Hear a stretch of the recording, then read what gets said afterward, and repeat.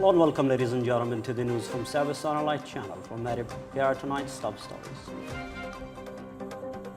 President Al-Alimi congratulates Egypt on July 23rd revolution anniversary.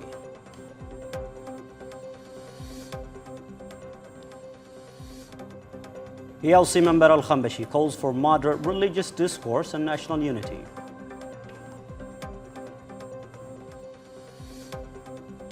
And Information Minister says shipping data refutes Houthi blockade claims.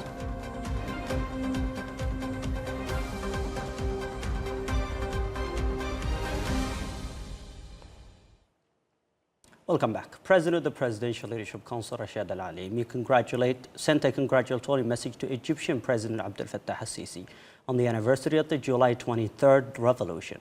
On behalf of the Presidential Leadership Council and the Yemeni government, Al-Alimi extended his best wishes to President al-Sisi for good health and happiness, and to the Egyptian people for continued progress and prosperity.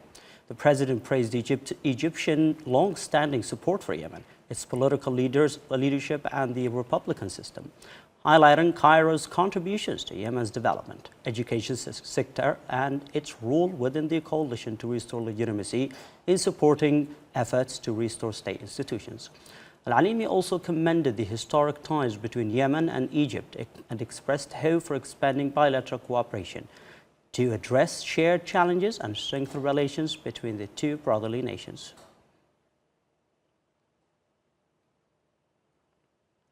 President of the Presidential Leadership Council, Dr. Rashad Al-Alimi, has ordered the resumption of oil exports in a move aimed at reviving the country's main source of sovereign revenue.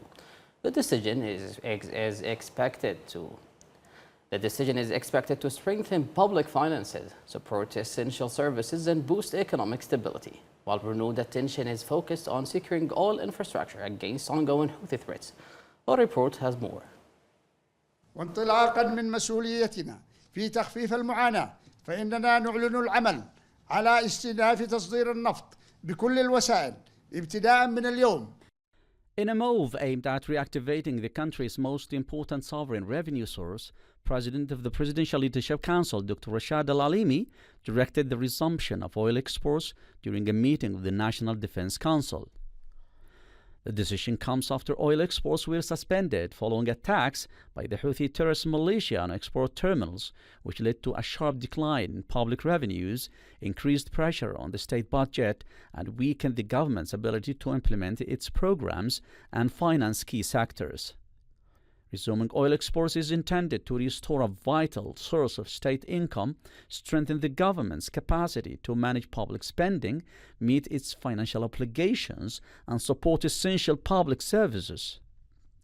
It's also expected to enhance confidence in the national economy and improve the investment environment. Implementing the decision requires a range of technical and administrative measures, including ensuring the readiness of oil facilities, maintaining stable production, transportation, and storage operations, and coordinating with companies operating in the sector to guarantee the regular flow of exports in accordance with operational requirements. The anticipated increase in public revenues is expected to benefit citizens by enabling greater support for essential services and improving the government's ability to finance healthcare, education, electricity, and water sectors. It's also expected to strengthen the regular fulfillment of financial commitments while stimulating economic activity through job creation and increased movement in local markets. Improved public revenues could also contribute to greater fiscal stability and support monetary policy measures, helping ease the economic pressures facing citizens. At the same time, securing oil facilities and export terminals remains an urgent priority amid continued threats by the Houthi terrorist militia against vessels and infrastructure linked to the energy, oil, and gas sectors. Presidential Leadership Council member and Hadramaut Governor Salim Al-Khambashi called for promoting moderate religious discourse to counter sectarian ideology and strengthening national unity during a meeting with the religious scholars, preachers, and mosque imams in Hadramaut. He reaffirmed the readiness of the armed forces and security institutions to respond to Houthi escalation and continue efforts to restore state institutions. Al-Khambashi also highlighted the government's decision to resume oil exports, saying revenues would support public salaries, improve essential services and strengthen economic stability. He stressed the government's continued commitment to peace despite the Houthis' rejection of peace initiatives and underscored the importance of strengthening cooperation with Saudi Arabia. Al-Khambashi urged religious leaders to intensify awareness campaigns promoting moderation and rejecting sectarian ideology, while participants reaffirmed their support for the state and efforts to preserve security and national unity.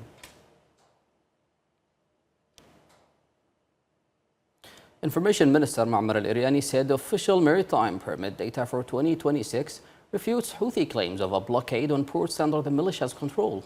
According to the minister, authorities issued 313 permits for commercial vessels this year, including 45 oil tanker permits, 157 cargo ships carrying food and consumer goods, 104 vessels transporting construction materials, and 7 other commercial ships. Al-Iryani said the figures demonstrate the continued flow of essential goods through Houthi-controlled ports, arguing that the militia has used blockade claims as a propaganda tool to justify military escalation in the Red Sea and Bab el-Mandeb Strait, and to threaten international shipping. He added that despite collecting significant revenues from fuel sales, customs duties and taxes, the militia had failed to use those funds to pay public salaries or improve living conditions, and instead directing resources toward financing its military activities. The minister called on the international community to expose Houthi misinformation and prevent humanitarian issues from being exploited to advance military objectives.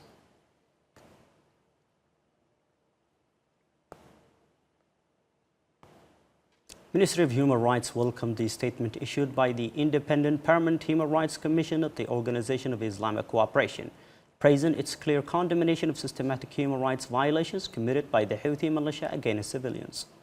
The ministry said the statement reflected a clear understanding of the humanitarian consequences of the conflict and welcomed its call for respect for international law, for international humanitarian law, international human rights law, and end to impunity.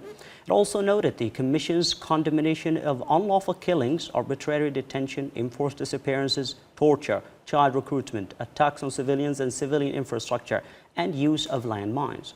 The ministry renewed its call on the international community and regional international organizations to take stronger action to pressure the Houthi militia to end violations, release all arbitrarily detained and forcibly disappeared individuals, hold those responsible accountable, and support efforts to restore state institutions, uphold the rule of law, and achieve lasting peace in Yemen.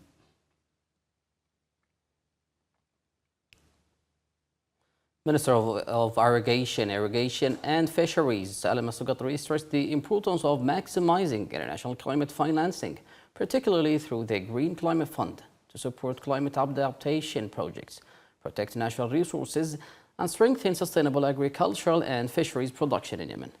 Speaking during a meeting in Aden with a delegation from CARE International, Al-Sugatri discussed strategic development projects in the agriculture, fisheries, and water sectors, as well as efforts to enhance food security. The minister said the current phase requires a shift from emergency relief to sustainable development through climate-smart agriculture, integrated water resource management, modern irrigation systems, and rainwater harvesting.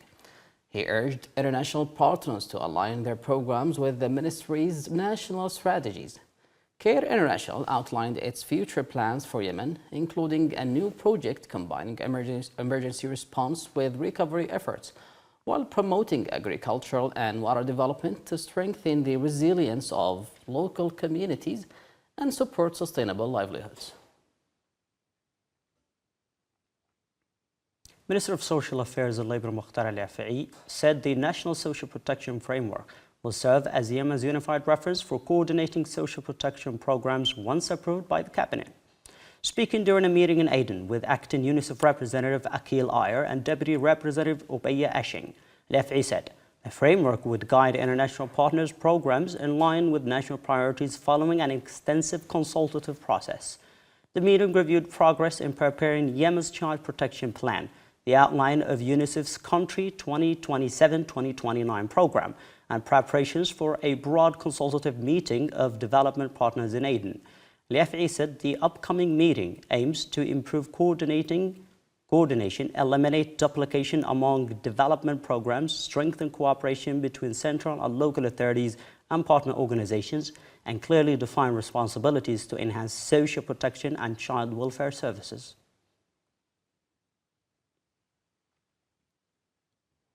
Shabwa Governor Ahmed ibn al-Wazir met with the commander of the coalition forces in the governorate, Brigadier General Masalih al-Utaibi, to discuss ways to strengthen joint coordination in support of security, stability, and development.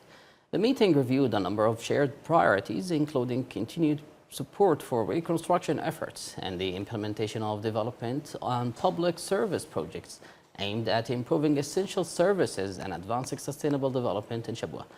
Governor ibn al-Wazir praised the support provided by the Saudi-led coalition to restore legitimacy, highlighting its role in strengthening local government institutions and enhancing the capabilities of the province's security, military and public service sectors. For his part, Brigadier General al-Utaibi reaffirmed the coalition's commitment to continuing its support for the local authority in Shabwa and expanding cooperation to reinforce security, stability, development efforts, and readiness to address current challenges.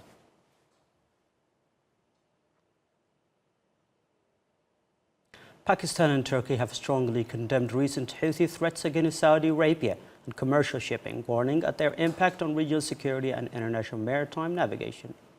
In a statement, Pakistan's Foreign Ministry said Houthi threats targeting Saudi Arabia and commercial vessels in the Red Sea undermine regional stability, threaten freedom of navigation, and endanger global trade. It described threats against commercial shipping or trade within the kingdom as unacceptable and a violation of international law, calling on all parties to ensure the safety and security of international maritime routes. Turkey also condemned statement by the Houthi militia's military spokesperson containing baseless allegations against Saudi Arabia and threats targeting maritime security. The Turkish Foreign Minister reaffirmed Ankara's solidarity with Saudi Arabia and called for immediate halt to actions that endanger freedom of navigation in the Red Sea and Bab el-Mandeb Strait. It also urged all parties to avoid further escalation that could threaten international shipping and regional stability.